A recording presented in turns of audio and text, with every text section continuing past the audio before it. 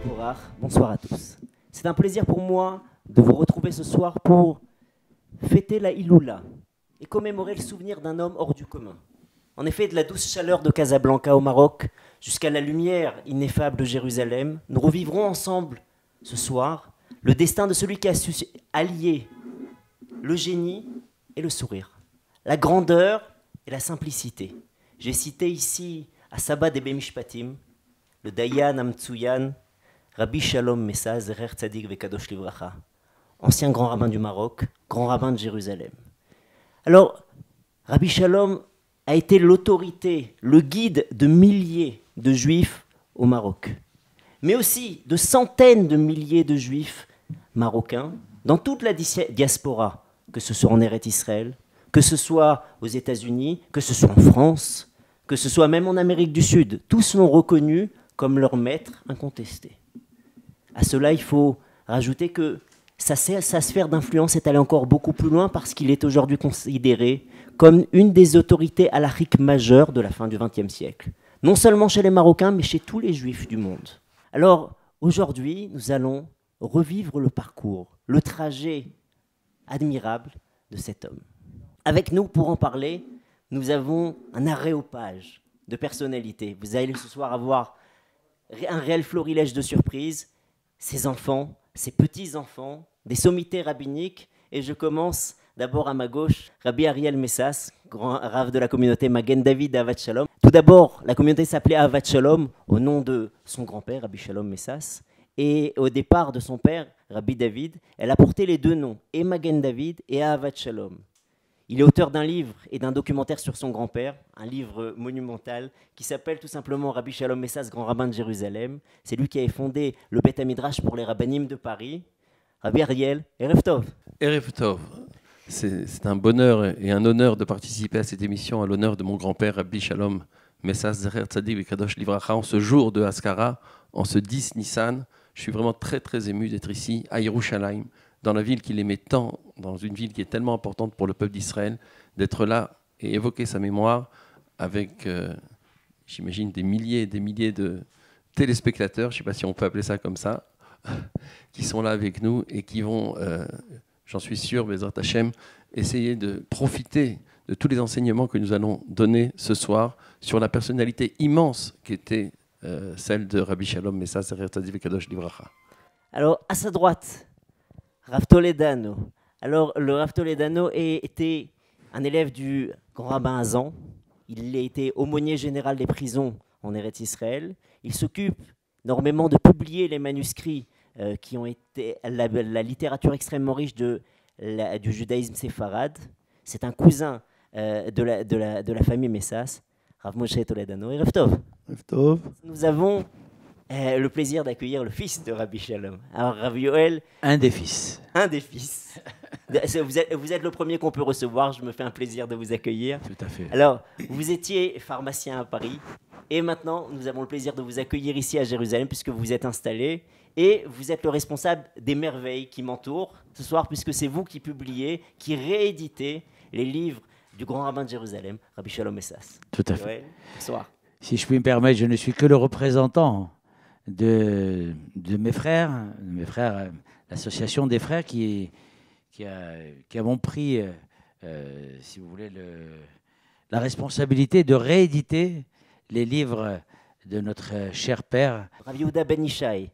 Alors, le Rav est Rav de la communauté de Emouna Shlema à Baka depuis plus de 30 ans, 31 ans pour être précis. Il dirige une midrasha du nom de Machon Ora. Il a été très très proche du Rav puisqu'il faisait partie d'un des rabbanim marquants de la ville de Jérusalem. Et pour tout problème délicat, il se tournait vers Rabbi Shalom qui lui ouvrait toujours bien large sa porte. Rav Ben Ishai, Erev Tov. Erev Tov. Effectivement, c'est avec beaucoup d'émotion que ce soir on participe à ce programme sur Rabbi Shalom, Zecher Tzadik Livracha, qui est une vie entière et qui nous a marqués tous, aussi bien au niveau du contenu de son enseignement, de ses psakim, et aussi au niveau de la personnalité. Il y a des personnes exceptionnelles qui réussissent à réunir ensemble et une qualité de personnalité extraordinaire et en même temps une grandeur en Torah. Et nous avons eu le mérite d'être à Yerushalayim pendant le temps où Rabbi Shalom était le grand rabbin de Jérusalem, de le rencontrer à de multiples occasions et de s'imprégner pour toujours de son rayonnement. Et son rayonnement ne fait que s'agrandir, évidemment. C'est toujours le lot d'un personnage important. Nous allons commencer. Rabbi Shalom écrivait dans son introduction au Shemesh Umagen Akol Bisrut Avotai Agdoshim. Je traduis, tout ce que j'ai fait, je l'ai fait par le mérite de mes saints ancêtres. Alors, qui sont les ancêtres? Quelle est la famille, l'ascendance de Rabbi Shalom? D'où vient ce nom de Messas? Alors, est-ce que ça viendrait, comme certains veulent dire, par exemple, l'encyclopédie, la Jewish Encyclopedia, qui voudrait faire dépendre ça de la synagogue Al-Mesha Shaoker, qui existe déjà depuis plus de 2000 ans? Ou peut-être de la ville de Messas, dans la région de Madrid en Espagne, puisque la famille Messas fait partie des Megourachés Sfarad, de la noblesse, de Mont Séfarad, qui sont ceux qui ont été expulsés d'Espagne. C'est comme ça qu'écrit Rabbi Yosef Messas dans le Sefer Mayan Maim Chaim. Rabbi Ariel, vous avez une idée? Son père était Rabbi Mimoun Messas, qui était également un très grand Talmid Racham, qui aurait dû siéger au Beddin de Meknes, mais qui ne pouvait pas le faire parce que son cousin, Rabbi Yoshua Berdugo, siégeait au Beddin, donc il ne pouvait pas siéger avec lui, mais c'était lui le notaire rabbinique de la ville. C'était lui qui écrivait tous les shtarot, tous les contrats qui liaient les personnes dans la ville de Meknes. Et il faut savoir qu'à l'époque de Rabbi Shalom, de Rabbi Mimoun, toutes les affaires financières étaient réglées dans la communauté. Donc tous les contrats. C'est-à-dire qu'en fait, le contrat est réglé d'après les lois du Shulchan Arour, d'après la loi juive. Et comme le disait bien Joël tout à l'heure, mon oncle Joël, eh bien, mon arrière-grand-père, Rabbi Mimoun Messas, a écrit un ouvrage qui s'appelle Otzrot Shamaim. Je ne sais pas si vous en avez entendu parler. Otzrot Shamaim, dans lequel il écrit tous les différents types de contrats rabbiniques existants. Et c'est extrêmement complexe parce qu'il y a des abréviations très, très techniques. Et pour chaque type de contrat, il y a exactement les termes adéquats qu'il faut employer. Et donc, c'est un ouvrage de première importance. Je pense qu'il n'a pas été publié. Je pense que mon grand-père voulait le publier. Donc, voilà encore un travail à faire. Otzrot Shamaim, c'est un ouvrage exceptionnellement important et d'une technicité remarquable qui montre à quel point Rabbi Mimoun Messas maîtrisait parfaitement la halacha et pas simplement le Even Haezer et Or HaChaim, mais le Choshen Mishpat. Parce que la particularité des rabbinim du Maroc de cette époque, c'est que le Choshen Mishpat était effectivement étudié à cette époque-là, puisque c'est eux qui réglaient les litiges financiers. Ce qui était très rare, parce qu'en fait, très souvent, les questions de droit et de juridiction restent dans le Beth Midrash. Elles ne sont pas appliquées. Au Maroc, c'est une exception parce que le Rav de la ville a force de loi. En fait, jusqu'au moment où le protectorat français est arrivé, dans toutes les communautés, les problèmes, le droit et les problèmes qui pouvaient exister entre les personnes étaient réglés par les rabbinim.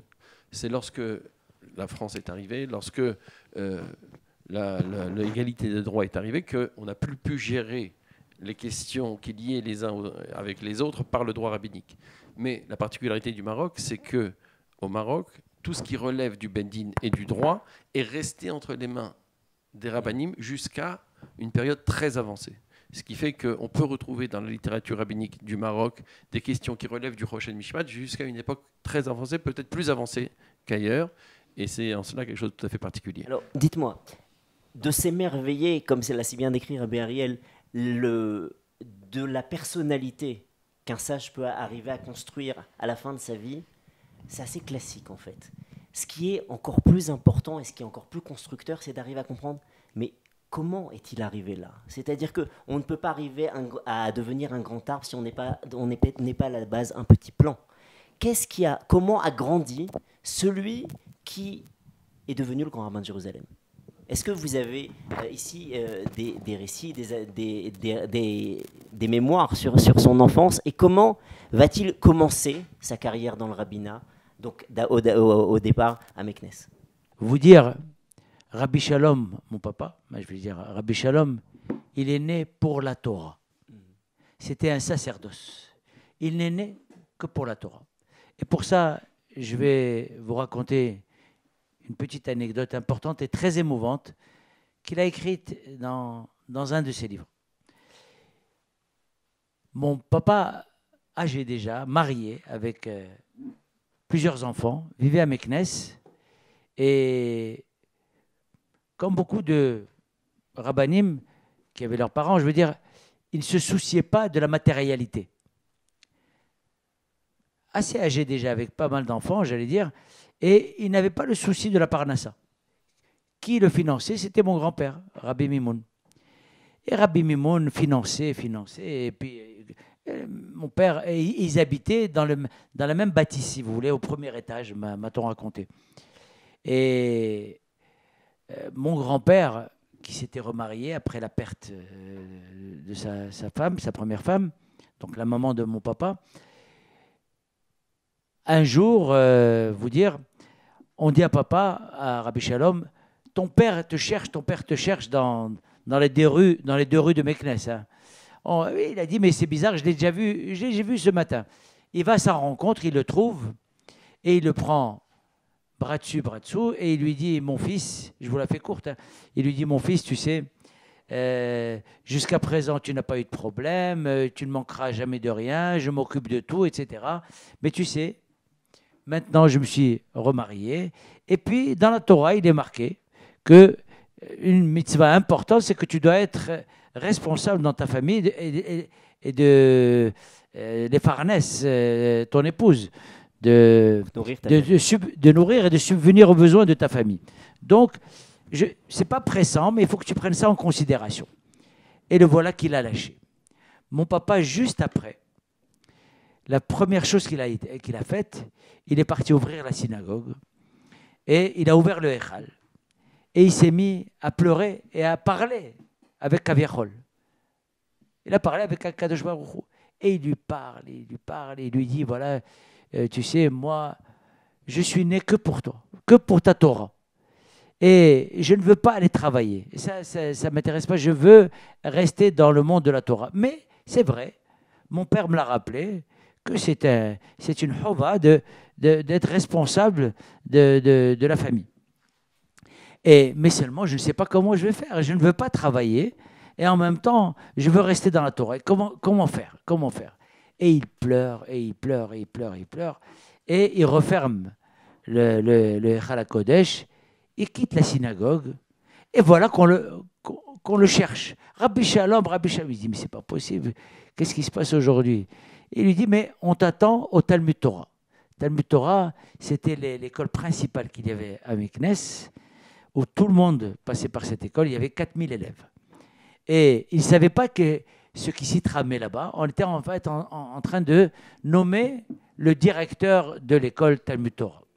Et donc il est arrivé à l'école, et en pleine surprise, il ouvre les portes d'une grande salle et il trouve tous les rabbanim de la ville, pratiquement beaucoup de représentants, et ils l'ont attendu pour le nommer pour directeur de l'école Talmud Torah. Je veux dire par là que sa prière a été exaucée, mais dans les minutes qui ont suivi sa prière. Et il a dirigé cette école. Qui ne connaît pas Rabbi Shalom, étant passé par Meknes, hein, bien sûr.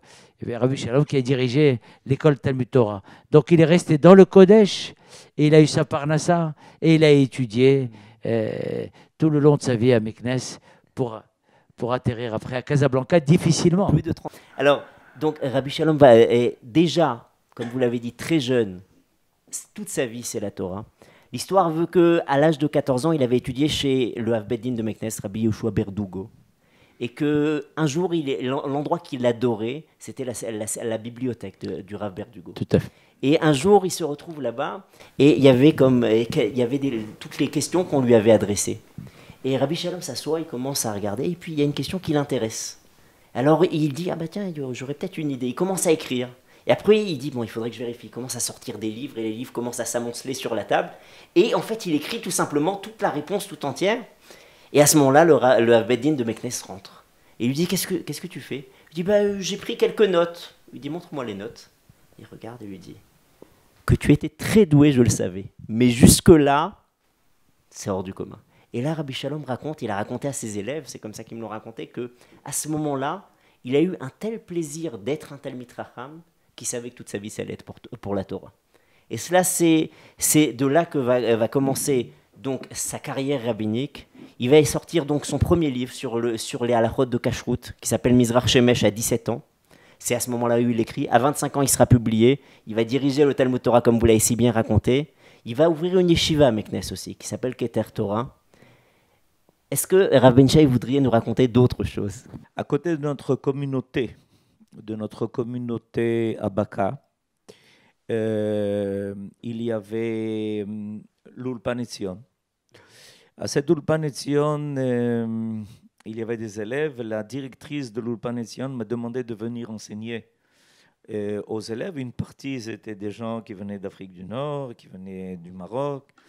Et là-bas, un jour, un couple, il y avait là-bas un garçon et une fille, sont venus me trouver en me disant est-ce qu'on pourrait vous parler? Vous savez, on a un grave problème.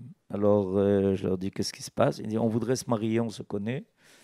Et seulement, voilà que les parents de ma fiancée ne sont pas d'accord. Ils étaient au Maroc. Les parents étaient au Maroc.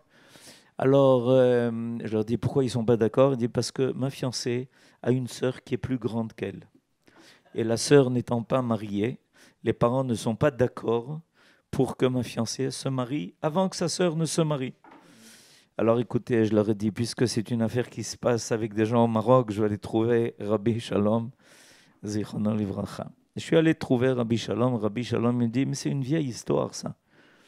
Alors je lui dis, ah oui, pourquoi? Il me dit, mais c'est l'histoire qui est racontée à propos de Lavan, où Lavan a dit qu'il ne pouvait pas laisser se marier Rachel parce qu'il fallait d'abord marier Léa. Alors, j'ai dit, Rabbi Shalom, comment on va surmonter ce problème de Lavan? Il me dit, t'inquiète pas, voilà, je suis en train d'écrire. Et sur place, il commence tout de suite à faire ce qu'il faut pour être en contact avec le rabbin du Maroc, après qu'il ait quitté le Maroc. Et il envoie une lettre en disant, tu vas tout de suite trouver les parents de cette jeune fille et leur dire que je demande à ce qu'ils donnent l'autorisation. Et les parents étaient complètement opposés, évidemment, au départ. Et finalement, ils sont venus au mariage qu'on a célébré Baruch Hashem. Et ce couple, aujourd'hui, un couple extraordinaire, vit à Haïfa. Alors, nous remercions beaucoup le Rav Ben Shai pour sa présence et ses merveilleux enseignements, des vrais enseignements de vie. Et nous poursuivons avec le message d'un des plus prestigieux élèves du Rav Shalom Messas. Je cite ici son successeur, en fait, sur le trône de grand rabbin de Jérusalem. Je parle du Rav Shlomo Amar. Rav Shlomo Amar, bechavod. שמחתי לשמוע שארגון תורה ווקס, שמגדילים תורה והלכה ברבים, לקחו על עצמם לעשות זכר והזכרה למורנו ורבנו גאון עוזנו, סבדי משפטים, הגאון הגדול רבי שלום משה זכר צדיק קדוש לברכה, רבה של ירושלים. הגאון הגדול הזה שניהל את עדתו, ילידתו במקנס, אבל כל הניהול של העדה היה בקזבלנקה.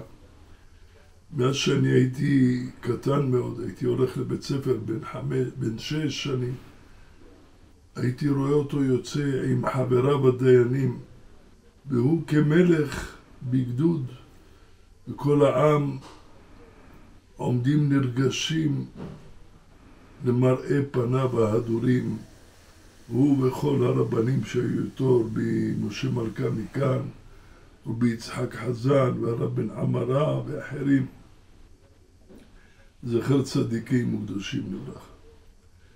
והוא האריך ימים על ממלכתו, שנים רבות בפורת יוסף, חיבר ספרים לאין קץ, והשיב אלפי תשובות לכל שואליו בכל העולם, מכל העולם שאלו, והוא משיב כאחד מגדולי הפוסקים שהיו בדור.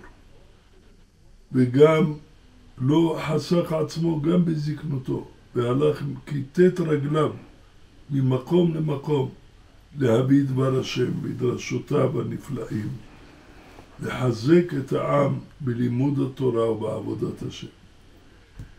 וכמעט עד יומו האחרון, הוא עוד כתב תשובות, עוד ביום שישי ערב שבת הגדול, עסק בהלכה, ואז יצא ספרו, וחם השמש על התורה, וכתב לכמה מכיריו כבר אז את השם ואת ההקדשה, ביניהם אני הקטן שגם כן קיבלתי ממנו.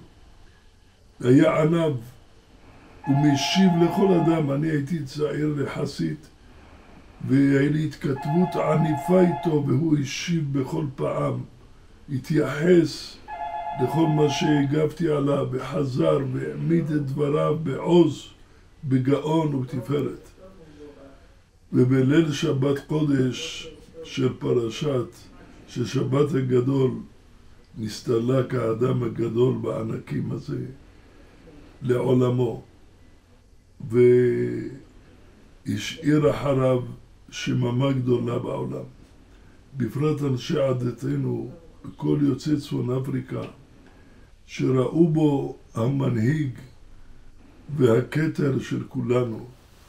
ואז הסתלק, ברוך השם שלא השבית לו גואל, בבניו ממשיכים. היה גאון רבי דוד משאש עליו השלום, רבה של פריז, שגם הוא הסתלק לעולם, אבל המשיך כמה שנים ברבנות, ועוד היה רבי אברהם עליו השלום. באחרונה היו עוד ילדים שהלכו בקורונה, כמו פנחס, זכרונו לברכה.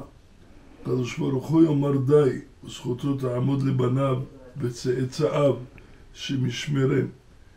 ואנחנו מתפללים לשם, שכמו שהיה מברך את עדת בני ישראל בחיי חיותו, כן ימשיך לברך ולהתפלל על כל עמו ישראל, כי גדולים צדיקים במותם יותר מבחייהם, שהשם יתברך ירחם על עמו ועל נחלתו, ויעצור המגפה הרעה הזאת מעל כל בני בריתו, ונשמע ונתבשר בשורות טובות, בביאת גואל צדק ושובה ונחת, במהרה בימינו, אמן ואמן.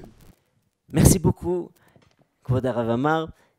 Alors, le Rav Messas est devenu grand rabbin du Maroc.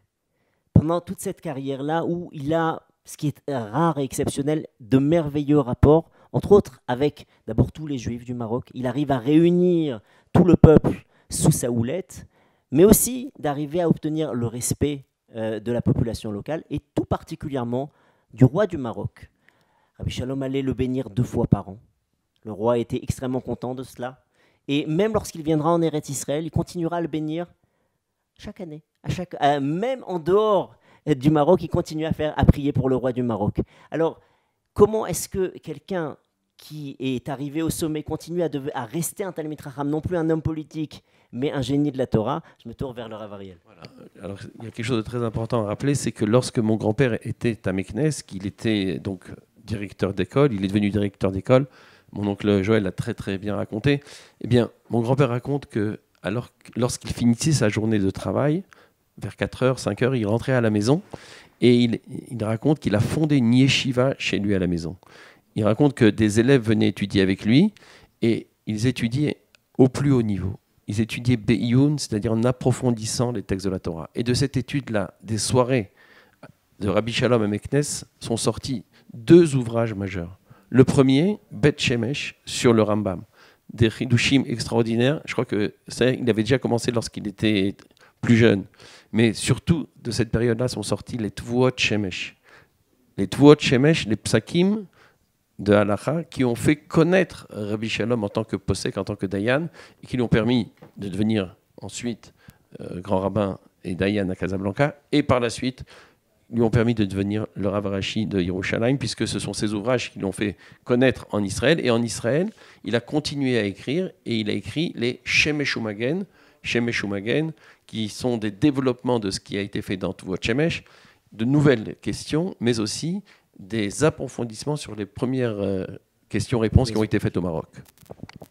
Alors, puisque nous parlons ici des ouvrages de Rabbi Shalom, nous avons le plaisir d'accueillir parmi nous le Rav El-Koubi, qui est un des grands responsables de la réédition, de l'impression, de la diffusion des manuscrits du grand rabbin de Jérusalem. Rav El-Koubi, Baruch Haba. Shalom Obracha.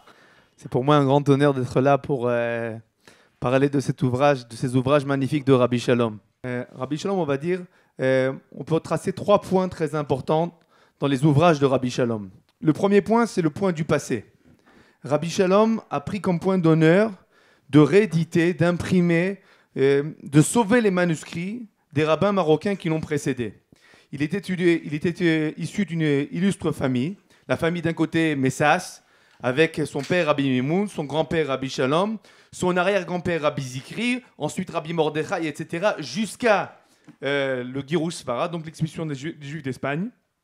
Mais de l'autre côté, du côté donc, de sa grand-mère, Jamila Berdugo, il était descendant de l'illustre famille Berdugo, à savoir Abir Yaakov Berdugo, Rabbi Mordechai Berdugo, Rabbi Raphaël Berdugo, à Torot Emetz, à Malach, et Rabbi Moshe Berdugo, à Mashbir, Rabbi Mordechai Berdugo, à Marbitz, énormément d'illustres noms des rabbanim du Maroc.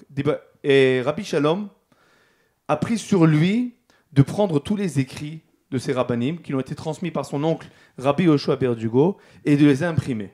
C'était un travail fastidieux, très difficile. Il fallait prendre les textes, les écrits. Vous savez, les écrits, de quoi il s'agit? Il s'agit d'écrits de textes manuscrits, écrits dans ce qu'on appelle Khatzikul Mous, d'accord, qui ont été mangés par les mythes, qui ont été abîmés par les inondations, des petits papiers ici et là. Il fallait recomposer tous ces textes, les organiser, les agencer, les annoter, les imprimer, trouver les fonds pour pouvoir permettre l'impression, un travail colossal. Rabbi Shalom a sorti énormément d'écrits. Non ses écrits à lui, avant de parler de ses écrits à lui, il a imprimé énormément d'écrits des autres.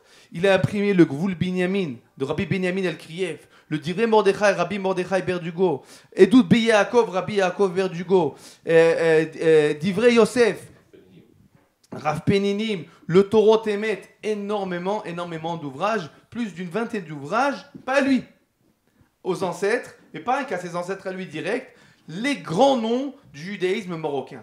Si au jour d'aujourd'hui, nous avons les responsables des rabbanim marocains, depuis 300 ans, c'est par le mérite de Rabbi Shalom.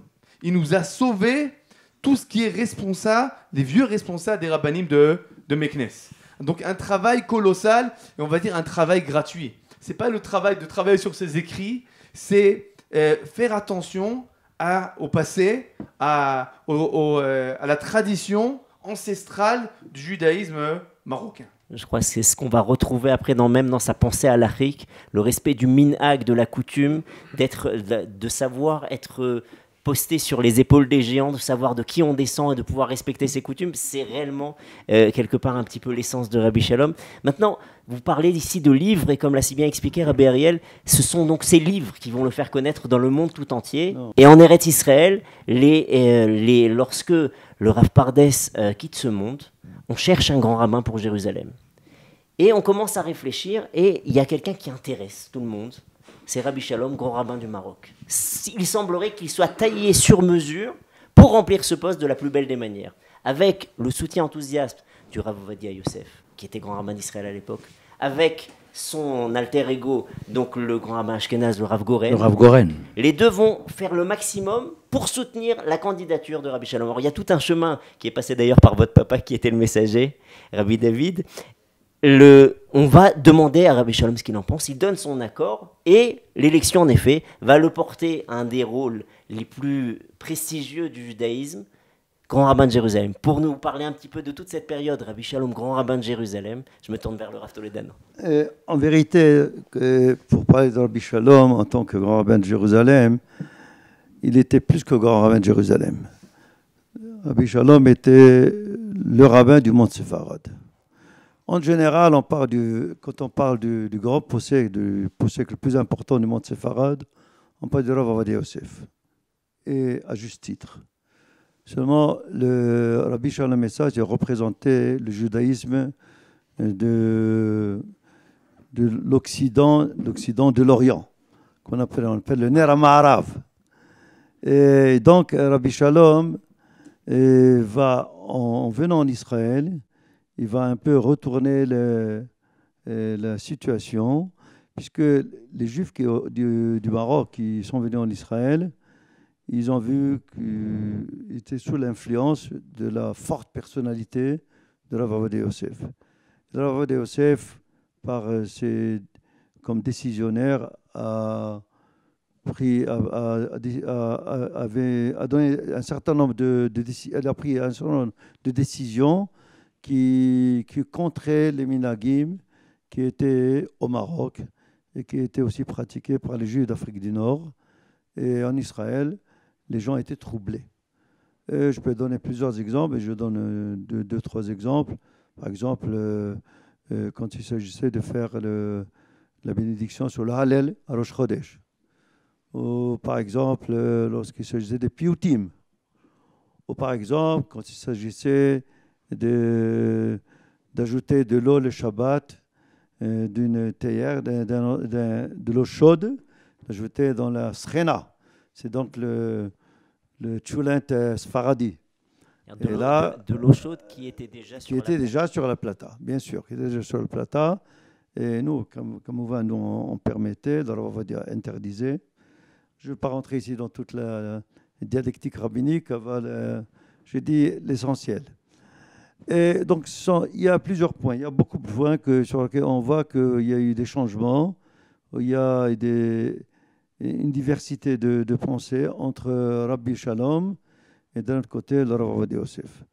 Alors, cette masse de Juifs d'Afrique du Nord qui étaient en Israël ne pouvait pas se placer en face de la forte personnalité de Rav Ovadia Yosef.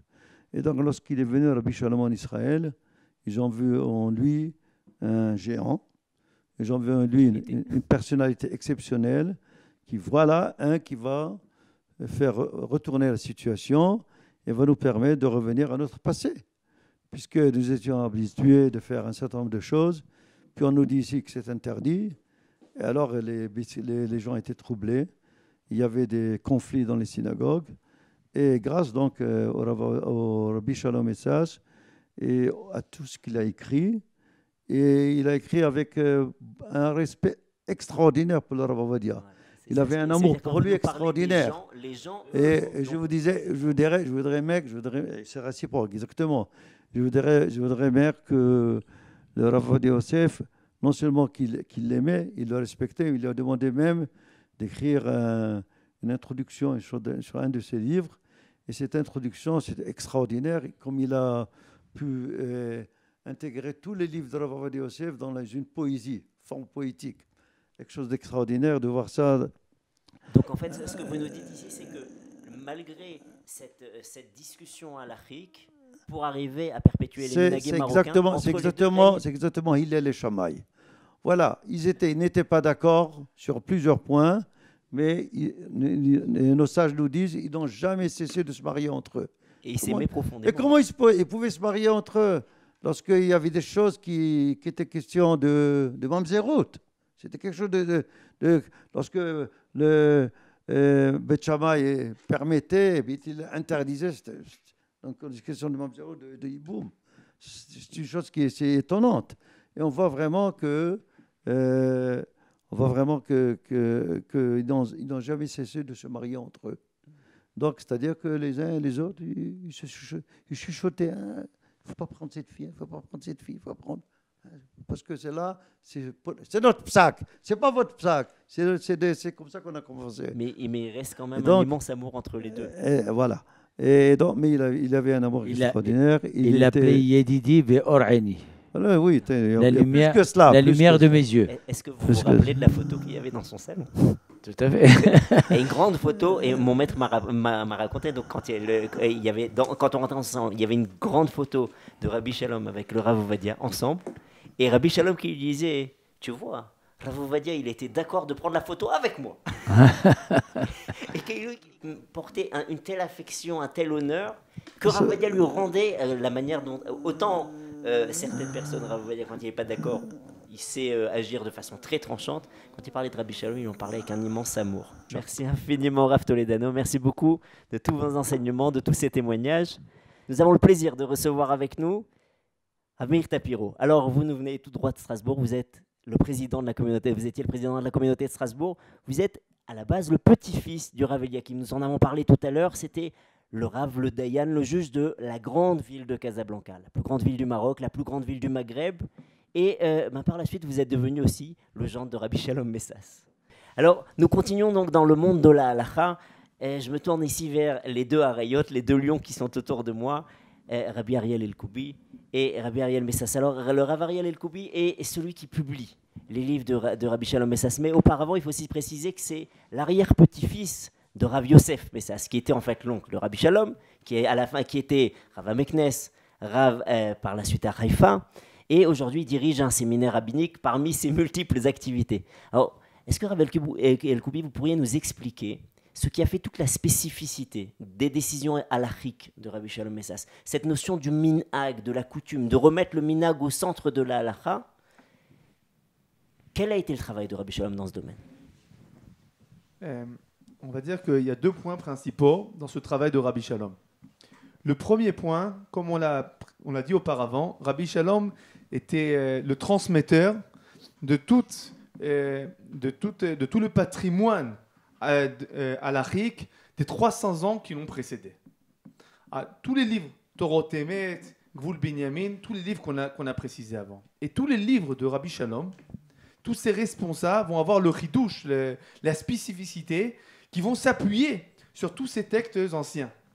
Et ces textes anciens étaient inconnus d'une énorme partie du peuple juif, et grâce, par l'intermédiaire de Rabbi Shalom, ils ont retrouvé vie, et ils ont finalement permis de trouver des solutions à énormément de problèmes nouveaux. Ce qui était extraordinaire chez Rabbi Shalom, c'était il était très pointilleux dans son étude, très méticuleux dans son étude. On va trouver plusieurs fois des dizaines de pages de correspondance entre lui et Rabbi Yoshua Maman pour comprendre 2 lignes du divrei Mordechai Berdugo. Rabbi Mordechai Berdugo, 300 ans avant, a écrit 2 lignes, et on va voir 2 décisionnaires qui vont des pages et des pages et des pages. C'était ça l'intention de Rabbi Mordechai. C'était pas ça l'intention de Rabbi Mordechai. Et à partir de cela, finalement, trancher la halacha et résoudre un problème, on va dire, actuel. Tellement actuel. En se basant sur un livre qu'en fait, à cette époque-là, personne ne connaissait. Se basant sur un livre qui a été édité personnellement par Rabbi Shalom. Donc Rabbi Shalom, on va retrouver ici dans tous ces textes. C'est un posek. Il y a des poskim qui, on va dire, il y a des décisionnaires qui vont ramener de longues listes. Et un tel a écrit, et un tel a écrit, et un tel a écrit. Rabbi Shalom amène aussi des preuves, amène aussi de longues listes, mais on va dire que c'est quelqu'un de très très pointueux. Très pointueux.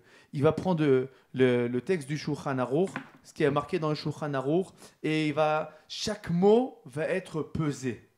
Il va chercher toutes les contradictions qui vont apparaître dans le Shulchan Aruch et résoudre toutes ces contradictions. Et à partir de cela, trancher la halacha. C'est toujours quelque chose, on va dire, de fascinant de voir le amal, le travail qui a été fait pour arriver à la décision de la halacha. Et c'est ce qui fait de ces textes de halacha de Rabbi Shalom des textes, on va dire, chaque texte est un diamant.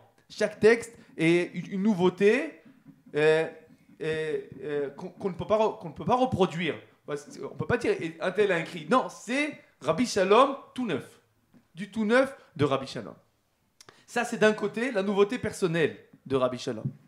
Et de l'autre côté, justement, cette transmission de génération en génération. On va dire que Rabbi Shalom, notamment mon arrière-grand-père aussi, Rabbi Yosef, ce sont les figures de pro, des minagim marocains. C'est eux qui ont dans énormément de textes, puisqu'ils ont vécu ce changement, ce passage du Maroc en Eretz Israël. Ils ont vécu ce passage, et donc ils ont vécu aussi toutes les différences. Ils ont vu la différence entre le judaïsme ma'aravi, le judaïsme donc à l'occident d'Eretz Israël, vis-à-vis du judaïsme Aïdot HaMizrach, de l'orient d'Eretz Israël. Donc le judaïsme, on va dire nord-africain, vis-à-vis du judaïsme donc de l'Iran, de l'Irak, de la Syrie, de l'Égypte. Et ils vont nous transmettre, ils vont écrire, on va énormément leur poser de questions, mais alors, sur quoi était fondée notre habitude, nos coutumes, pourquoi nos pères se comportaient de telle façon? Et Rabbi Shalom et Rabbi Yosef vont toujours répondre et chercher la raison de ces minagim, expliquer la beauté de ces minagim, expliquer comment ces minagim étaient fondés, expliquer comment ces minagim ajoutent de la hirat shamaim, ajoutent de la crainte de Dieu, ajoutent de la beauté dans la tfila, permettent de consolider la cellule familiale, de consolider la keïla, et la communauté, et de permettre grâce à ça la pérennité du judaïsme marocain de façon particulière, mais de façon aussi générale. Excellent. Rabbi Ariel. Après ces très très belles paroles, j'aimerais ajouter peut-être un point, c'est le Ahavat Ha'emet, l'amour de la vérité dans l'étude de Rabbi Shalom Messas. Vous savez, quand on est en discussion et qu'on n'est pas d'accord avec un autre rave, on discute, chacun donne son argument. Il peut y avoir ce qu'on appelle Ahavat Hanitzuach, la volonté de gagner dans la discussion et d'avoir le dernier mot. Eh bien, mon grand-père, Zichrono Livracha, il avait quelque chose de très particulier, et j'aimerais raconter une petite histoire à ce sujet, c'est que ces décisions halachiques, il ne les publiait pas immédiatement dans ses ouvrages. Il avait l'habitude de les publier d'abord dans une revue qui s'appelle Or Torah. Il envoyait au début de l'année 12 psakim pour les 12 mois à venir. Et donc, chaque mois qui passait, la revue Or Torah publiait un psak de Rabbi Shalom Messas. Alors, pour Or Torah, c'était très prestigieux d'avoir le psak de Rabbi Shalom Messas. Mais pour la petite histoire, Rabbi Shalom Messas tenait à payer la revue comme tous les autres rabbinim. Il disait, voilà, moi, je veux participer financièrement à Or Torah comme tout le monde. Or Torah était très honoré d'avoir le psak de Rabbi Shalom Messas, mais il tenait effectivement à participer. Et il disait la chose suivante. Il disait, pourquoi je fais ça? Parce que je tiens à ce que mes psakim, avant de les publier dans mon livre, je tiens à ce que ces psakim soient donnés à étudier à tous les rabbinim de la génération. Et j'annonce à tous les rabbinim, voilà ce que j'ai écrit, et voilà la décision que je vais prendre. Étudiez cette décision. Si vous avez quelque chose à dire, écrivez-moi, et je réfléchirai. Si vous avez raison, je reconnaîtrai mon erreur. Mais si je trouve à répondre, je répondrai, et grâce à cette question et à la réponse que j'apporterai, eh bien le sujet gagnera en richesse et en profondeur. Voilà qui était Rabbi Shalom, c'est quelque chose d'extraordinaire. Ahavat Ha'emet, et être capable de reconnaître la vérité. Je pense que dans tous ces psakim, il y a une seule fois où Rabbi Shalom a reconnu, effectivement, je me suis trompé, entre guillemets, et je change d'avis. Si je ne me trompe pas, mais Rabbi Ariel me le confirmera, c'est concernant la question du café Names.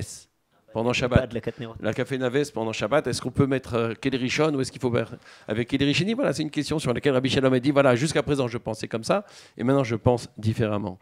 Il y a aussi quelque chose qui nous a légué, je pense, c'est l'importance de la halakha, la primauté de la halakha dans ce qu'elle a de plus profond, le iyun, dans les questions, les sujets les plus importants, les plus chamourim, comme c'est les chot chamurot, par rapport, par exemple, même à la question de la drasha.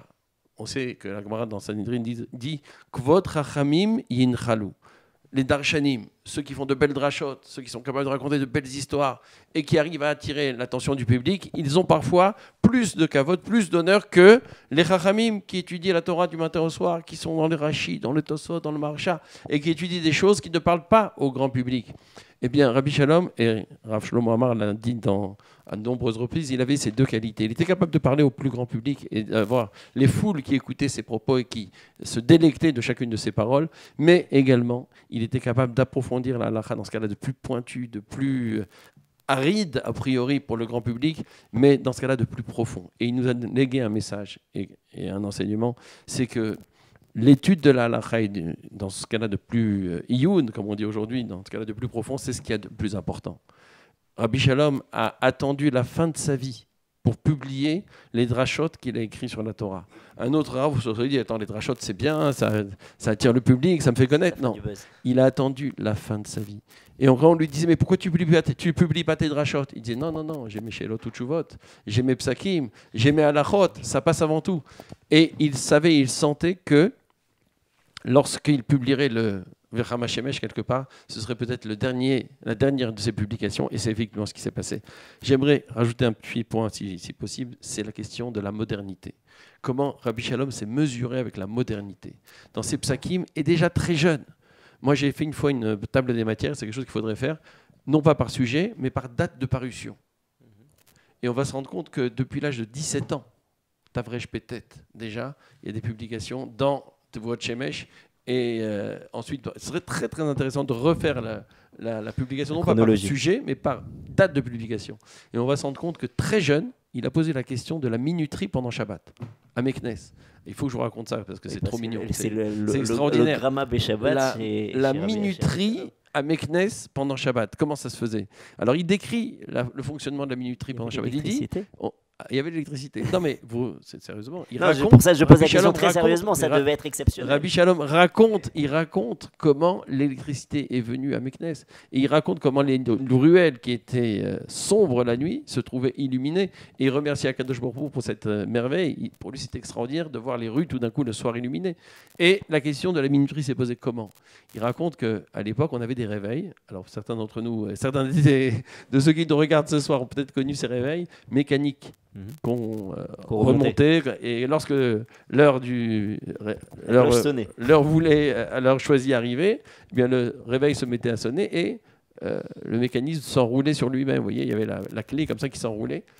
Alors les gens de Meknes avaient attaché une corde, un fil au compteur, parce qu'il n'y avait pas d'interrupteur, c'était un compteur pour toute la maison. Donc il y avait un fil qui était attaché au compteur. On réglait l'heure au moment où on voulait que l'électricité s'éteigne, et à ce moment-là, ça sonnait, et la clé tournait, en tournant et entraînait la corde, qui faisait que... C'était la première minuterie. La minuterie, et Rabbi Shalom pose la question, est-ce qu'on a le droit de faire ça pendant Shabbat ou pas? Voilà comment les questions de la modernité apparaissent dans les psakim de Rabbi Shalom. Et ça, il s'intéressait à tout. Et pour lui, tout était question de halakha. Il fallait que la Torah puisse donner des réponses dans tous les sujets. Il y a également des questions d'éthique médicale. Mais j'aimerais juste rajouter un dernier point. C'était son attention pour tous, quelle que soit la question, d'où qu'elle provenait. Quand c'était une question intéressante, il répondait. Il ne répondait pas simplement au grand Talmid Chachamim, au grand Chachamim qui lui écrivait, mais un enfant pouvait lui écrire une question. Si c'était une question pertinente, il répondait. Petite anecdote, si vous permettez, que j'ai vécue moi-même. J'étais une fois pour un mariage aux États-Unis, à New York, et j'avais 2 jours devant moi, je ne voulais pas perdre mon temps, et je me suis organisé un programme. On a un élève de notre communauté qui est à la Yeshiva University. Je lui ai dit, écoute, voilà, cette matinée-là, j'ai rien à faire, entre guillemets, arrange-moi un rendez-vous à la Yeshiva University. Il me dit, pas de problème. J'arrive à la Yeshiva University, je passe la matinée là-bas, et le Rav me prend par la main et me montre les shiurim, il me montre les salles de classe. C'est impressionnant, c'est immense. Et c'est vrai qu'il y a des shiurim de Torah là-bas exceptionnels. On fait la visite, et puis au bout d'une heure de visite, il reçoit un coup de fil sur son portable, et il me regarde, il me dit, Rav Ariel, il y a le président de la Yeshiva University qui veut te voir. Je dis, ah bon? Qu'est-ce que j'ai fait encore? Qu'est-ce qui se passe? Il me dit, il a demandé à ce qu'on vienne le voir. Il dit, ok, on va le voir. Donc on arrête la visite et on va dans le bureau du président de la Yeshiva University. On monte les étages, on arrive dans le bureau, je vois un monsieur que j'ai jamais vu de ma vie se lever vers moi, courir vers moi et m'embrasser. Je dis, oh là, qu'est-ce qui se passe? Et il se lève de son bureau, il se met sur la table de réunion, il s'assoit, il amène des poissons, des gâteaux, il dit, voilà, je suis tellement heureux de te voir. Je dis, mais qu'est-ce qui se passe? Expliquez-moi. Il me dit, voilà, je vais t'expliquer. Tu me vois maintenant, je suis âgé, je vais prendre ma retraite, mais je n'ai pas toujours été âgé, j'étais étudiant. Et lorsque j'étais étudiant, j'écrivais un livre, une thèse sur les minagim Sfarad. À New York, ce n'était pas connu. Les minagim Sfarad, c'était quelque chose qui était nouveau. Donc voilà, qu'il a choisi d'écrire sa thèse sur les minagim Sefarad. Et il demande une approbation au Rav Ovadia Yosef. Condition sine qua non pour obtenir son doctorat. Parce que c'est la Yeshiva University. OK, pour obtenir le doctorat sur un problème de halakha, il faut une approbation rabbinique. En l'occurrence, celle de Rav Ovadia Yosef. Il arrive à avoir le contact avec Rav Ovadia Yosef qui lui dit « Je ne te donnerai mon approbation que si tu obtiens l'approbation de Rav Shalom Messas. » Tu parles des minagim du Maroc, tu parles des minagim nord-africains, c'est lui la référence. Et il se pose la question, il s'est demandé « Mais comment je vais pouvoir avoir accès au Rav Shalom Messas ?» Je n'ai pas moyen de... Il n'avait pas d'idée de la manière avec laquelle il pouvait contacter le Rav Messas. Et puis tout d'un coup, il apprend que Rabbi Shalom devait aller en Amérique. C'était en 1980, et c'est vrai que Rabbi Shalom a fait une visite aux États-Unis. On le voit en photo avec le Rabbi de Lubavitch. C'était une visite exceptionnelle. Je crois même qu'il a rencontré Rav Moshe Feinstein dans cette visite. Il a rencontré Rav Moshe Feinstein dans cette visite. Je crois que ma grand-mère... Toi, Joël, j'étais présent. C'est historique, cette visite. Historique. S'il y a une photo, je la veux. Hein. C'est historique, cette visite. Avec le Rabbi, il y a une photo, mais avec Rav Moshe Feinstein, je ne sais pas s'il y a une photo. En tout cas, il apprend donc que Rabbi Shalom est à New York. Il voit son emploi du temps et puis il se rend compte qu'à un soir donné, il se trouve dans un grand hôtel pour faire une grande dracha. Il prend son courage à deux mains. Il avait 23 ans, 24 ans, doctorant. Il prend son manuscrit, tapé à la machine, dactylographié, en anglais. Et il dit, je vais aller voir Rabbi Shalom, je vais lui donner mon manuscrit. Il se disait que c'était peine perdue, mais il dit, shtadlout, il faut faire des efforts. Il va à la soirée. Évidemment, Rabbi Shalom est entouré par tout le monde. Et ce jeune étudiant, il va se faufiler, il arrive jusqu'au Rav, et il lui dit, Rav, voilà mon manuscrit, prenez-le, j'ai besoin de votre approbation, s'il vous plaît. Il m'a dit, j'étais persuadé que ton grand-père allait même pas me regarder et continuer son chemin. Il m'a dit, il s'est arrêté, il m'a regardé, il m'a considéré, il a entendu la question, il a compris la demande, il a pris mon numéro de téléphone, et il m'a dit, jeune homme, je vous rappellerai. Cet étudiant s'est dit, bon, j'ai essayé, mais il n'y croyait pas tellement. Il me dit que 3 semaines après, il reçoit un coup de fil, et on lui dit, voilà, je ne sais pas si c'était mon grand-père ou quelqu'un qui lui dit au nom de mon grand-père, le Rav a lu le livre, il s'est arrangé pour se faire traduire le livre, en tout cas il a vu la qualité de l'ouvrage, et il va vous adresser sa lettre. Il a reçu la lettre de Rabbi Shalom, il a reçu la lettre de Rabbi Ovadia, il a publié son livre, et il est devenu docteur et président. Il m'a dédicacé son livre. J'ai son livre dédicacé. Pour moi, c'est un joyau, c'est un trophée. La thèse de doctorat. La thèse de doctorat de ce Rav, président de la Yeshiva University de New York. C'est Shlach Lach Mechal Penamaim. Et une autre histoire.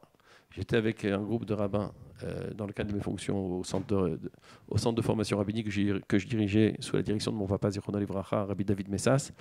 Et on avait un groupe de rabbins, puisqu'il y avait des congrès rabbiniques internationaux tous les ans. Et j'animais un groupe de rabbins parisiens. Et on a été reçus par le Rav Ovadia Yosef. Et je pense que cette vidéo se trouve chez Torah Box, les rabbins parisiens chez le Rav Ovadia Yosef. Et donc je dirigeais le groupe, je rentre dans la salle. Le Rav Ovadia Yosef apprend que je suis là. C'est pas pour moi, hein, c'est pour mon père et mon grand-père. Il m'attrape, il me met à côté de lui. D'ailleurs, c'est ma photo de profil sur mon téléphone. Il me prend la main et il me parle pendant 10 minutes. Au vu et au su de tout le monde. Il y avait le grand rabbin Guggenheim, il y avait Joël Bergui, il y avait 15 rabbins. Il a oublié tout le monde. Il était avec moi. Il me dit Ata Yedid Ben Yedid. Et il me dit combien j'aime ton père. Mon père était encore vivant à cette époque-là, je ne me trompe pas. Et il me dit combien j'ai aimé ton père, j'aime ton père, combien j'ai aimé ton grand-père. C'est une amitié très forte avec un sourire et une joie absolument phénoménale. Pour moi, c'est un moment marquant de mon existence qui montre à quel point Rav Ovadia Yosef l'aimait, ça c'est un. Et deuxièmement, cette histoire qui montre combien, pour Rabbi Shalom, il n'y avait pas un grand, un petit, un moyen. Il y avait des êtres humains, il y avait des gens avec une nitzot Elohim, une étincelle divine qu'il savait reconnaître et qu'il savait mettre en valeur. Alors, monsieur Tapiro, vous êtes très proche de Rabbi Shalom. Et maintenant, ce que j'aimerais, c'est que vous nous racontiez, au-delà du Rav, au-delà du maître, de la personne adulée, l'homme, les midotes, le caractère. Qu'est-ce qui vous a frappé chez Rabbi Shalom Messas? Ce qui m'a frappé, c'est que dans le monde de la Torah, on a vu beaucoup de Talmidei Chachamim qui se sont distingués par leur limoud. D'autres se sont distingués par leur midot tovot. Eh bien, chez Rabbi Shalom, les deux paramètres étaient grandioses chez lui. Et je vais vous dire ce que je pense, c'est quelque chose que mon fils a écrit et que ça me revient très très souvent. Surtout pendant les Amim Noraim, Rosh Hashanah et Kippour, dans le Mizmor de la Parnassa. Miya'ale behar Hashem ou miyakum bimkom kocho. Miya'ale behar Hashem. Tout un chacun peut s'élever. Et surtout à Yom Kippour et à Rosh Hashanah, on a un sentiment extraordinaire, et même le plus modeste de tous les hommes, il arrive à s'élever énormément. Mais est-ce que cela dure? Ça peut durer quelques heures, peut-être quelques jours pour les meilleurs, et puis après on oublie. Mais quel est celui qui va subsister, qui va rester dans ces hauteurs dans lesquelles il est monté? Eh ben ça, c'est des gens très très rares. Eh ben, Rabbi Shalom, lui, il était cet homme qui était toujours constant. Il montait, il était dans des hauteurs, mais il était imperturbable dans ses convictions, dans sa manière de se comporter. Et sa manière de se comporter, on peut la résumer en un mot. Il était d'une courtoisie extrême. vraiment, avec tout le monde. C'est-à-dire qu'il avait beaucoup de considération pour chacun. Lorsqu'il était niftar, on est rentré dans son bureau et on a trouvé sur le côté gauche là une pile de choses sur lesquelles il devait travailler. Et un des dossiers, oui, c'était quoi? C'était une lettre qu'un jeune Bahour Yeshiva avait écrit. Il avait posé une question à Rabbi Shalom. Et c'était marqué de la main de Rabbi Shalom à répondre le plus vite possible à ce jeune Bahour de 15 ans qui était venu donc après de tout. Il avait de la considération pour tout le monde. Il les recevait Bessever Panim Yafot avec un sourire qui réchauffait le cœur. Et il s'occupait de tout. Il avait de la considération aussi pour les problèmes des femmes, pour les hagounotes. Il était connu pour cela. Parfois, on voyait les messages parler beaucoup et il dormait très très tard. Mais puis parfois, on voyait que Rabbi Shalom, à des heures indues, il était en train de travailler. Et on allait lui dire, mais est-ce que tu vas ou vous allez vous coucher? Non, il a dit, je ne peux pas. J'ai une she'ela d'une hagouna et je ne peux pas dormir alors que je sais qu'il y a une femme qui souffre. Et le problème des hagounotes lui tenait tellement à cœur parce qu'il y avait des gens qui exagéraient et qui ne voulaient pas donner le guet à leur femme. Ou bien il y avait des femmes qui ne savaient pas où était leur mari. Et il n'y avait pas simplement parce qu'il fallait leur donner le guet, mais il avait aussi le souci pour des femmes qui n'étaient pas conscientes de leur état de femme mariée et qui pouvaient tomber dans une avera de Deoraita. Donc il avait ce souci permanent. Et d'ailleurs, Rabbi Ovadia Yosef, quand il avait des problèmes cruciaux de ce genre, il les a envoyés à Rabbi Shalom, il a dit c'est vous, et Rabbi Shalom disait je le fais, mais une fois que j'ai fait le psak, il faut qu'on le signe ensemble, il faut vous donner l'accord pour pouvoir libérer ces femmes qui sont dans la souffrance. Rabbi Shalom, lui, donc, était d'une courtoisie extrême et il était, comme on l'a dit tout à l'heure, vraiment très compétent. Et vraiment, c'était une référence. Il n'y avait pas d'autre. Le rabbin de Strasbourg, lorsqu'il y avait un problème... À Strasbourg, il y a eu un melting pot des gens venus du Maroc,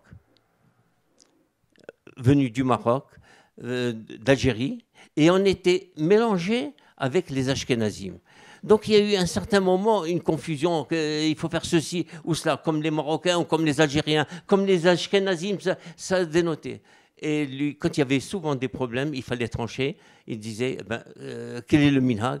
Il téléphonait à Rabbi Shalom pour savoir comment faire. Et vraiment, et Rabbi Shalom venait souvent à Strasbourg au prochain. Donc il y avait une amitié qui existait entre lui et nos rabbins, toutes les personnalités. Rabbi Shalom, lui aussi, il y a quelque chose qui m'a beaucoup frappé, c'est qu'il affectionnait particulièrement le Shabbat. C'est pas qu'il affectionnait pour lui-même, mais il trouvait que c'était le pivot, l'essentiel pour le judaïsme, pour les gens.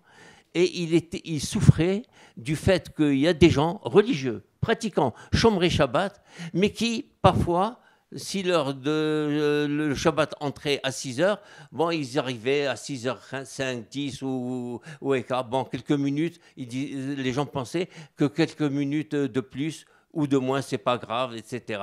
Et puis parfois, des gens qui étaient nerveux parce qu'ils devaient fumer, etc. Shabbat devait se terminer à 7 heures. Bon, alors, ça fait rien, à 7h moins quart ou 7h moins 10, on se permet. Bon, c'est la même chose, il fait déjà sombre, etc.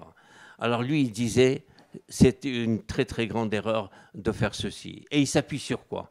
Il s'appuie sur le fait que c'est marqué dans les louchot, les premières louchot, Zachor et Yom Shabbat.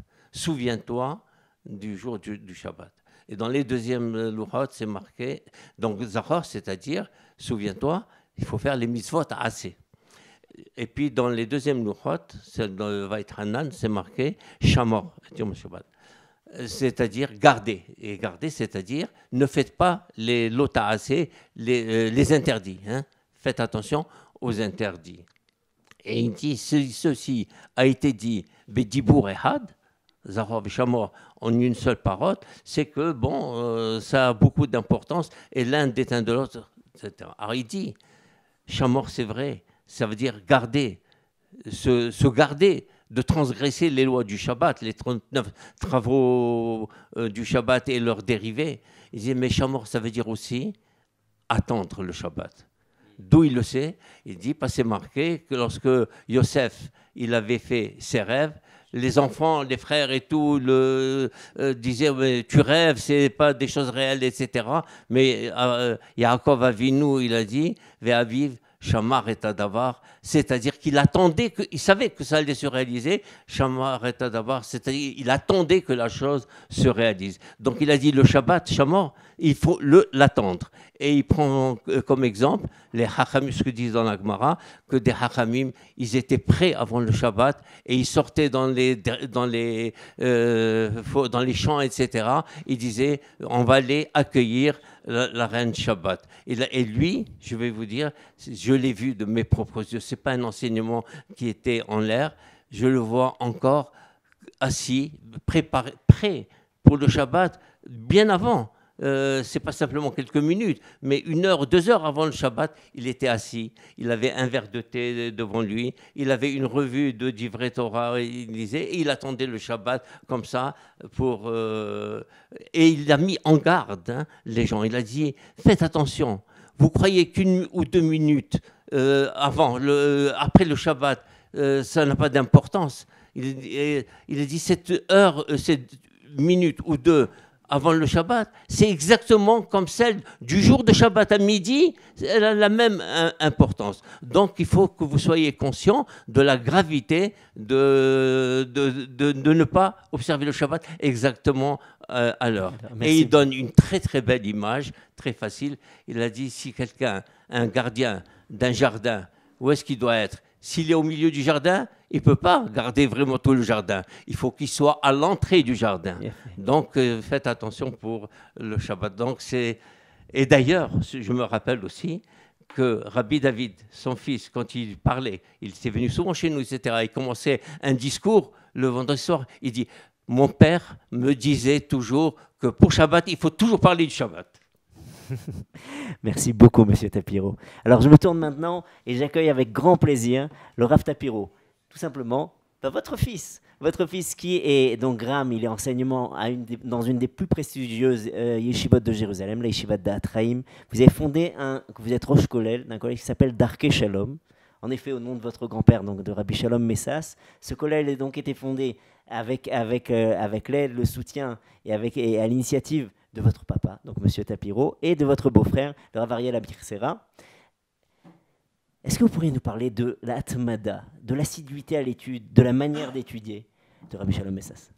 Oui, alors je peux témoigner comme un petit enfant témoigne lorsqu'il est au contact de son grand-père. Donc c'est toute une période qui va depuis ma plus jeune enfance, ma tendre enfance, lorsque j'étais chez lui au Maroc d'abord, puis en Israël, jusqu'à un âge plus avancé, j'avais 35 ans lorsqu'il est décédé. Alors l'engagement de Rabbi Shalom dans l'étude était exceptionnel. Il étudiait sans même s'en rendre compte. C'est-à-dire que lorsqu'il étudiait, il était tellement porté par son étude que rien n'existait. Donc, jeune enfant, je me rappelle que moi et ma sœur, et d'autres encore, nos cousins, on pouvait chahuter à côté de lui, jouer, crier, et lui n'entendait pas. Il n'entendait pas parce qu'il était pris dans son étude. Il était assis dans son lit avec sa posture tout à fait particulière. Autour de lui, beaucoup de livres, et il étudiait de longues heures durant. Alors, son étude pouvait durer très tard dans la nuit. Elle durait généralement très tard dans la nuit, mais ce qu'il y a de particulier, c'est qu'il ne se rendait pas compte du temps qui passait. C'est-à-dire que pour lui, l'étude n'était pas quelque chose d'auxiliaire, de secondaire. Il plongeait totalement dans le limoud de Torah. Et ça, c'est ce qui m'a toujours très impressionné, moi et tous ceux qui l'ont connu, qui étaient à son contact. On pouvait rentrer dans sa chambre et il ne se rendait pas compte.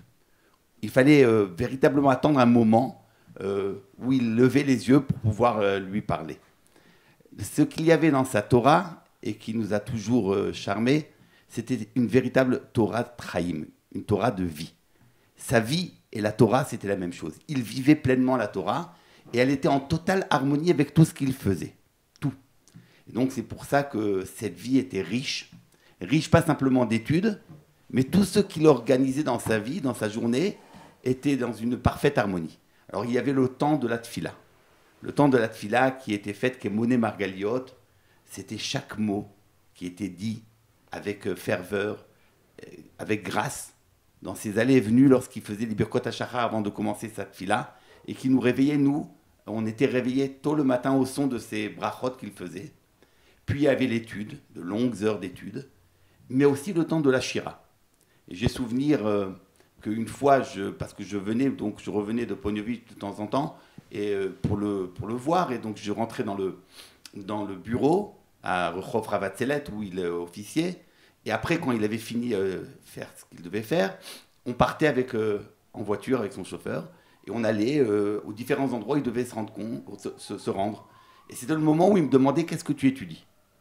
Qu'est-ce que tu fais ? Qu'est-ce que tu étudies ? Dis-moi ce que tu as étudié cette semaine. » Et puis une fois, je me préparais, et je voulais lui parler. Il m'a dit « Maintenant, c'est le moment de la shira. » Et donc, il a entonné les Shiri Yedidot. Et bon, chez lui, tout avait sa place. La tfila, la Torah, tout était en harmonie. C'était une vie calme, une vie posée, où chaque chose était goûtée pleinement. C'est admirable. C'est-à-dire que c'est assez rare d'avoir quelqu'un qui arrive à combiner à la fois le génie et la profondeur de l'étude, et cette sensibilité, la sensibilité à l'autre, mais aussi la sensibilité à quelque chose comme le chant et comme la musique. D'ailleurs, votre papa, Rabbi Ariel, qui raconte lui aussi qu'un jour il devait faire un long voyage avec son père, et il attendait justement sur la route de pouvoir discuter de sujets très complexes, et il dit comme quoi, en fait, Rabbi Shalom lui a dit non, on va chanter maintenant sur la route. Et le piyut qu'il avait choisi était Yachid Ruchi Venishmati. Et il ne l'a pas chanté pendant 5 minutes. Il l'a chanté pendant un long moment, encore et encore. Il avait toute cette neshama-là qui s'exprimait. Alors, je transmets le micro maintenant à M. Joël Messas. Avec plaisir. Moi, en tant que fils, je vais vous dire la relation père et fils, père et enfant. Vous dire que mon père, c'était un homme d'une grande moralité, bien évidemment, et qui n'avait de parole pour ses enfants que la morale. La morale. À chaque fois qu'on était proche de lui, c'était d'ivrer moussard. La morale, la morale, la morale, sans fin, sans fin. À chaque fois qu'on était à son contact, on allait ensemble à la synagogue. Le chemin de la maison à la synagogue, c'était la morale. D'ivrer moussard, d'ivrer moussard. Pourtant, on n'avait pas toujours grand-chose à se reprocher, j'allais dire. Mais pour lui, c'était un devoir, le moussard. Je ne vivais pas toujours proche de lui. J'étais à Paris à faire mes études. Lui était à Jérusalem. J'appelais chez mes parents. C'était pas toujours évident quand lui répondait directement au téléphone. Je me retrouvais face à mon papa. Il faut dire que j'avais un papa assez exceptionnel. C'était pas un papa de l'ordre normal des choses. À table, quand on était assis à table avec lui, on pensait que c'était un père normal, mais ce n'était pas un père normal. Il était là au-dessus de la mêlée. Et d'ailleurs, on se rendait parfois, on s'oubliait. Je vais vous dire une anecdote, on pouvait parler entre frères, ne pas être d'accord, avoir une discussion un peu soutenue, voilà, et faire un peu de bruit. Tout de suite, la réaction de Rabbi Messas, du Rav Messas, bon, je crois que je n'ai plus rien à faire ici, je vais me lever. Je vais me lever de table. C'était sa phrase habituelle, c'était une façon de nous dire, vous allez vous calmer, parce qu'il appréciait le respect de la table. C'était important. Et revenir sur mon anecdote, quand j'appelais chez mes parents au téléphone pour prendre de leurs nouvelles, j'atterrissais parfois, souvent même mon père répondait directement. Bon, j'avais pas grand-chose à lui dire devant, si vous voulez, le grand-papa que j'avais, sa présence, etc., sa personnalité. C'est pas comme une maman, on raconte sa vie au quotidien. Mon père, ça s'arrêtait très très vite, et lui, on prenait le relais de me faire des livrets Torah au téléphone. Voilà, je m'en souviens d'un particulier qui m'est resté, qui me portera pour toute ma vie, si vous voulez. Il me parlait du Shabbat, justement. On a parlé du Shabbat. Il disait Shabbat, c'est Shin, Bet, Tav. Le Shabbat, c'est le Shin. Le Shin, c'est le Shabbat lui-même, déjà. Donc, le Shabbat, comment le respecter avec les halachot du Shabbat, etc. Bet, c'est les berachot. Les berachot, depuis qu'on se lève le matin, faire les berachot à Shahar, Netilat Yadayim, le Motzi, Birkat Amazon, la prière, toutes les berachot. Tav, oui, Tav, c'était les téphilines. Les téphilines. Mettre les téphilines, tous les matins, il était, bien sûr, makpi, c'est évident, mais il me le rappelait de mettre les téphilines tous les matins. Et il me disait, voilà, si tu as réalisé ces 3 lettres, les mitzvot qu'englobent ces 3 lettres, tu es considéré comme un bon juif. Un bon juif, voilà. Et le mot de la fin vous revient, Rabbi Ariel. Écoutez, on a écouté de choses tellement magnifiques. On n'est pas loin du Seder de Pessah. Et souvenez-vous qu'au cours du Seder de Pessah, les élèves de Rabbi Akiva sont venus le voir et lui ont dit Igia Zeman Keriat Shema Shel Shacharit. On y est presque. On y est presque. Je pense qu'on pourrait parler de Rabbi Shalom comme ça sans arrêt. Et c'est ce que nous devons faire d'ailleurs. Parce que nous devons nous inspirer effectivement de chacune de ces manières d'être et des enseignements qu'il peut nous laisser par tout simplement la vie qu'il a vécue. Alors j'aimerais reprendre une idée qu'a développée mon cousin, Rav Philippe Rav Moshe Tapiro, puisque nous avons étudié ensemble à la Yeshiva de Ponyovitch. Pendant ces années-là, j'étais également avec mon grand-père. Et une fois, aussi une anecdote qui me revient maintenant, une fois je marchais avec lui de la maison pour aller à la synagogue. La synagogue qui se trouvait à quelques dizaines de mètres de la maison. Et je vois mon grand-père en train de réciter des Tehillim. Il marchait, il récitait les Tehillim. Et il me dit, Ariel, pourquoi tu ne récites pas avec moi les Tehillim? Je dis, mais je ne connais pas tous les Tehillim par cœur. Il me dit, mais moi je les connais par cœur. Il dit, ah bon? Et il me dit, je vais te raconter une histoire. Et il me dit, quand j'avais 4 ans, mon père, c'est Chrono Livracha, Rabbi Mimoun Messas, me donnait 20 centimes par jour pour apprendre un Tehillim par cœur par jour. Et c'est comme ça qu'en 150 jours, j'ai appris les 150 Tehillim par cœur. J'avais l'âge de 4 ans. Et il dit, il avait plus de 80 ans à cette époque-là, il me dit, aujourd'hui encore, je me souviens des Tehillim que j'ai appris quand j'avais 4 ans. Voilà déjà une très belle histoire qui montre que partout où il allait, la Torah l'accompagnait. Également, je pense qu'une de ces Agdamot dans Shemesh Umaged, elle commence par les termes suivants. Il dit, cette Agdama, cette introduction, je l'ai rêvée. Je l'ai rêvée. C'est-à-dire que dans mon sommeil, j'ai pensé toutes les paroles que je vais écrire maintenant. Et donc, il pouvait aller, entre guillemets, dormir les quelques heures pendant lesquelles il dormait, mais alors qu'il dormait, eh bien, son étude l'accompagnait et elle s'articulait. Et le matin, lorsqu'il se réveillait, il écrivait ce qu'il avait étudié pendant la nuit alors qu'il était dans un semi-sommeil. Je me souviens également qu'on le voyait parfois assis dans des réceptions. Là, mon oncle a parlé de courtoisie. Et c'est vrai que pour lui, l'heure, c'est l'heure. Lorsqu'on l'invitait à une réception, il arrivait à l'heure. Et on le voyait parfois assis. Et on se demandait mais comment le Rav est assis. En réalité, il était assis, mais tous les psakim étaient en lui. Et il réfléchissait à tous les problèmes. Et souvent, il était face à des questions qu'il avait du mal à élucider. Et le Rav Shlomo Amar Shlita a raconté que Rabbi Shalom lui a raconté que lorsqu'il était devant une difficulté, devant un texte qu'il avait du mal à comprendre, eh bien, Rabbi Shalom lui racontait à Rabbi Shlomo Amar qu'il laissait ce livre pendant un instant, il étudiait autre chose. Et ensuite, il revenait sur ce texte pour essayer de le comprendre. S'il ne le comprenait pas, de nouveau, il allait étudier autre chose et il revenait encore une fois sur ce texte pour voir s'il allait le comprendre. Et lorsque, à 2 reprises, il ne le comprenait pas, Rabbi Shalom a dit à Rabbi Shlomo Amar qu'il élevait les yeux vers le ciel et il pleurait. Il pleurait. Et il priait à Kadosh Baruch Hu pour lui permettre de comprendre ce texte, d'élucider le sens profond de ce texte pour pouvoir arriver à donner une réponse à des gens qui étaient en attente. Voilà aussi ce que l'on peut dire sur l'assiduité à l'étude. Encore un petit mot sur, mon oncle a parlé de la relation avec la famille. J'ai retrouvé dans les archives de mon père, Zichrono Livracha Zertzadik Livracha Rabbi David Messas, une sacoche dans laquelle il y a énormément de lettres que mon père a reçues de son père Rabbi Shalom, à l'époque où il était directeur du centre Edmond Flegg. lorsque mon père a quitté le Maroc et qu'il s'est installé à Paris, il y a une correspondance. Il n'y avait pas de téléphone, il n'y avait pas de WhatsApp, il n'y avait pas de moyen de communication moderne. On s'écrivait. Et mon grand-père, Rabbi Shalom Messas, a écrit des lettres à mon père. Et il y avait un échange. Mon père, c'était le grand de la famille. À cette époque-là, c'était l'adulte. Donc, il était là. Et il y a des échanges épistolaires entre Rabbi Shalom et j'ai ces lettres. Elles sont précieuses, elles sont magnifiques. Et dans ces lettres, on voit comment mon grand-père se soucie de chacun des membres de la famille. Et Joël, et Pintras. Et j'ai des lettres absolument phénoménales, extraordinaires. Dans lesquelles, effectivement, et il n'y avait pas une lettre sans un Dvar Torah, il n'y avait pas une lettre sans une bracha, il n'y avait pas une lettre sans une tfila.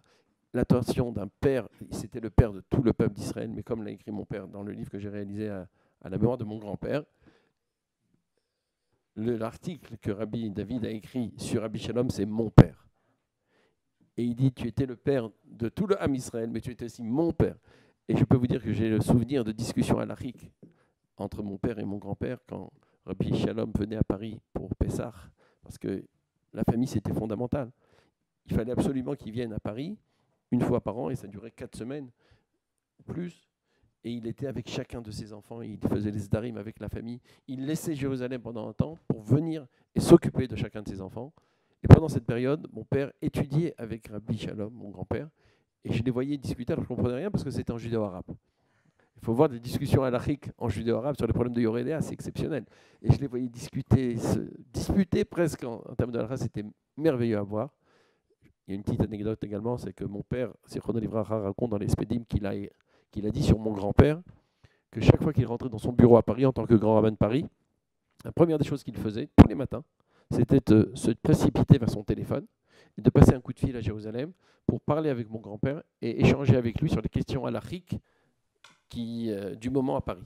Donc chacune des questions halachiques qui étaient vécues à Paris, eh bien, elle était retransmise à Jérusalem et il y avait un échange entre Paris et Jérusalem pour discuter de cette question halachique. Et mon père écrit que lorsque mon grand-père est décédé, la plus grande souffrance, c'était que justement, il ne pouvait plus prendre le téléphone et appeler mon grand-père. Merci beaucoup à Torah Box pour nous avoir permis de profiter de ces histoires réellement qui nous rapprochent d'un grand du peuple juif. Merci beaucoup à Aleph Ledorot qui nous a accueillis dans ces splendides nouveaux locaux. Je conclurai juste avec une dernière idée que vous m'avez rappelé ensemble, qu'on m'avait racontée, un petit regard sur l'intériorité de Rabbi Shalom. Il y a une fois où il s'est abstenu d'être mechaven, de se concentrer dans cette fila. Une fois, il est arrivé, il a dit « Mechaye metim ata rav leoshia ». Et il vivait sa prière avec une telle intensité qu'il voyait déjà la résurrection des morts devant lui. Il n'était plus capable de continuer à prier. Alors il a dit « À partir de maintenant, il faut être un petit peu moins concentré pour pouvoir prier à part cela ». Moi, j'espère juste que cette fila continue à résonner à travers les temps. Et puisqu'on est en Nissan, Benissan Nigalou, Benissan Atidim Legalel, de la même manière que le peuple d'Israël a été délivré en Nissan, que nous aussi nous méritions d'être délivrés et que nous puissions revoir tous ces grands du peuple d'Israël qui nous ont guidés jusqu'à ce jour, qui nous guident encore jusqu'à ce jour, dont la voix résonne encore, et qu'on puisse les voir et voir la lumière de leur visage. Merci beaucoup à tous. Pessar Kasher Vesameach. Kol Tov.